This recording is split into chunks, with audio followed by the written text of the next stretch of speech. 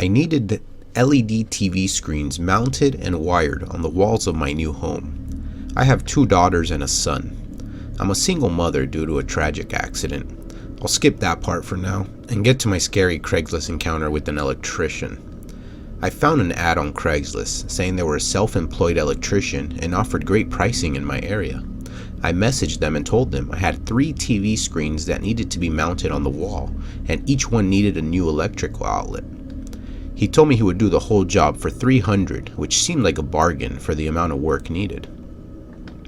A week later, in the morning, I see the man's white van pull into my driveway. He was a rather small guy with a bald head. He looked clean and presented himself nicely and polite. I showed him the rooms and the TVs I needed installed, and he said it would take him about 3 to 4 hours to complete the job. I thanked him as he began retrieving his tools from his van to begin working. I could hear drilling sounds coming from the rooms as he installed the TV brackets on the wall. A few hours go by and all 3 TVs have been installed right where I want them. The new electrical outlets were hidden behind the TV, so no cables were visible. It all seemed perfect. I paid the man $300 cash and he gave me a handwritten invoice for the job. 2 months have gone by and we're settled into our house. Everything has been furnished and we're enjoying our new place that finally feels like a home. My daughter kept complaining that her TV would create static at times and she would lose the picture, but it would eventually settle itself out on its own. I wondered if the TV might be defective, but they were all brand new, so it might just be something with the cable company. Then one night, while binge watching my favorite TV series, my bedroom television went static and I couldn't watch my show. It got stuck like this for the rest of the night until I eventually just turned it off. I told my friend from work about my TV going static, and he offered to come check them out and see if he could locate the issue. He used to work for the local cable company, so it would be quick for him. I told him that would be great and offered to buy him dinner for the help. Later that evening, my coworker knocked on my door. I greeted him and offered a cup of coffee as he looked at the TV. He turned on my daughter's television and the entire picture was producing a static signal and wouldn't go away. He said he's going to go check the cable connections outside located in the backyard. A few minutes went by. He came back and said all the cables look fine. They are all new and shouldn't be the issue. He unmounted one of the televisions and placed it on the bed. He turned back to the wall and put his finger over a pinhole in the drywall. He looked at me in the face and said, "Do you know what this is?" I said, "No, what?" He told me, "There is a tiny running camera in your wall actively recording." I stood there confused, not knowing what to think about what he just told me, when it all came together. The electrician I hired on Craigslist had installed hidden cameras in my wall and had been recording our every move for the past 2 months. I felt violated. I didn't know what to do.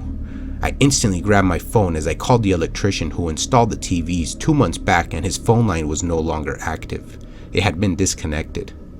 I made a police report with my local police, and they said they had no record, and the company on my receipt doesn't even exist.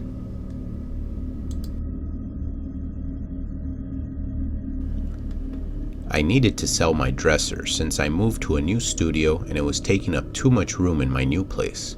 None of my friends needed a dresser, so I listed it up for sale on Craigslist. I listed it for $100 and offered to drop it off, if needed, since I had a small Chevy pickup truck that didn't burn too much fuel. A week had gone by and I didn't receive any offers, so I dropped down the price to $80. Shortly after reducing the price, I received an email saying they were interested in purchasing my dresser if I could deliver it as soon as possible. I replied immediately and told them sure I could deliver, just send me the address and a time and I'll be there. I expected an instant reply, but hours went by and I didn't hear back from them. Maybe they bought a different dresser or didn't need it any longer. 2 days go by when I received another interested buyer. They wanted the dresser dropped off at their friend's house about 45 minutes out of town. We exchanged information and scheduled a time shortly after dark on the same evening.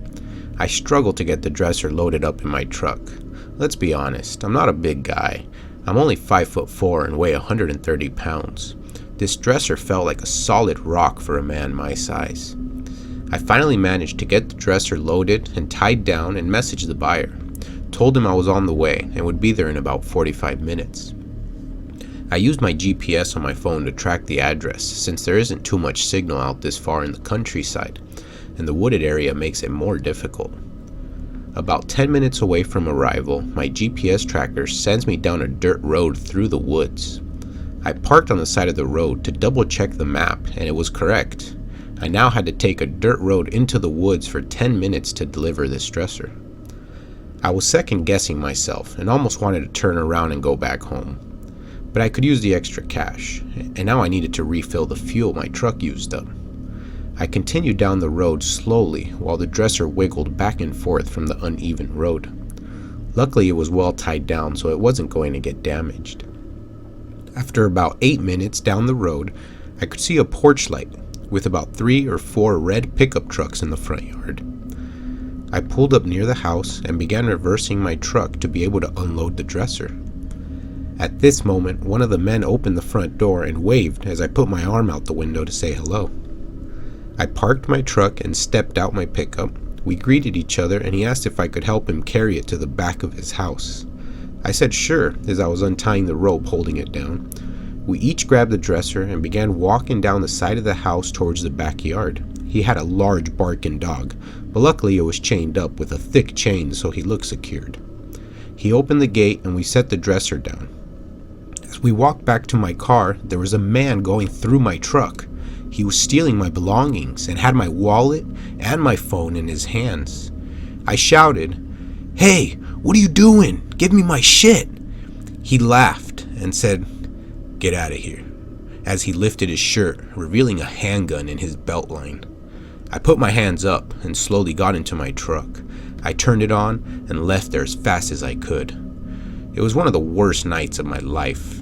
Not only did I get robbed, but I never got paid for my dresser. That's the last time I ever offered to deliver an item to some random stranger.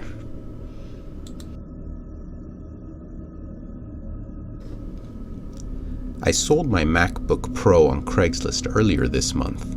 I had taken it to a computer shop before listing it on Craigslist to see how much they would offer me for the laptop, but they were lowballing me so hard I had to sell it myself. I got several messages from people wanting to buy the laptop, but most fell through and never replied back. I was laying in bed when my phone vibrated.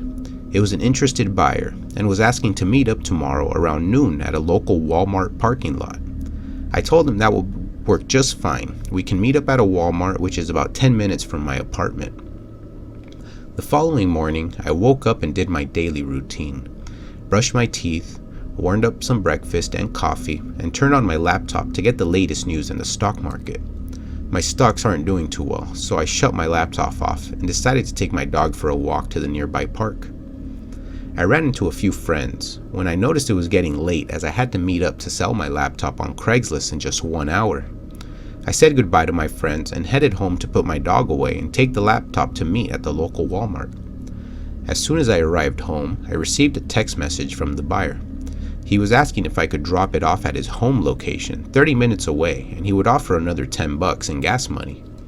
I figured I would do it for the extra 10 and told him I would be there in the next hour or so. I finished charging the battery as the green LED began to flash complete, and I put the laptop away in the small laptop carrying case I was given to the buyer as well. I headed off in the direction of the buyer's home with little to no traffic and clear skies. It was a beautiful day. I felt excited to finally get some extra cash and thought I would go hiking later in the afternoon once the sale is completed. I veered off the main road onto a street named Oaks Avenue, which was a gravel road lined with shrubs blocking the views from the few homes in the area. The houses looked very old around here, and seems most people are in their elderly years. It might be a senior community area, I thought to myself. I arrived in the front of the man's house. I grabbed the laptop and sent him a text that I was outside. As I walked to his front porch, an elderly man answered the door. He was rather tall and wore a red suede tuxedo with a nice high-fashion top hat. I told him I was here to drop off the laptop, and Craigslist when he responded, "One moment," and shut the door and went back inside the house. A few minutes later, a young man in his mid-30s answered the door and said, "Sorry I took so long. I was getting out of the shower when you texted me." I told him no problem, that I liked the gentleman's outfit who answered the door. He stood there with a wondering face and asked me, "What gentleman?" I explained the elderly man wearing the red suit with the top hat, when I noticed his eyes grew extremely large and said, "Are you kidding me? Are you playing some sort of joke?"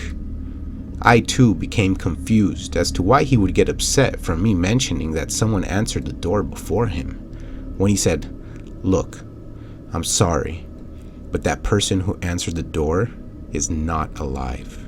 That was my grandfather who passed away 2 years ago. I too occasionally see him sitting on the porch from time to time." At this point, I could feel the hair on the back of my neck instantly rise and stood there in silence. I didn't know how to reply or what to say. The man reached in his pocket, took out the cash and said, "Sorry about the scare. Thanks for the laptop. I'll email you if I have any questions," as he walked back in the house without saying goodbye. I began walking back slowly towards the sidewalk. I jumped in my car. I could feel my heart about to jump out of my chest. I turned around and had to park my car near the exit to calm myself down. I don't know how to explain this entire situation to anybody. I don't know if anybody will believe me.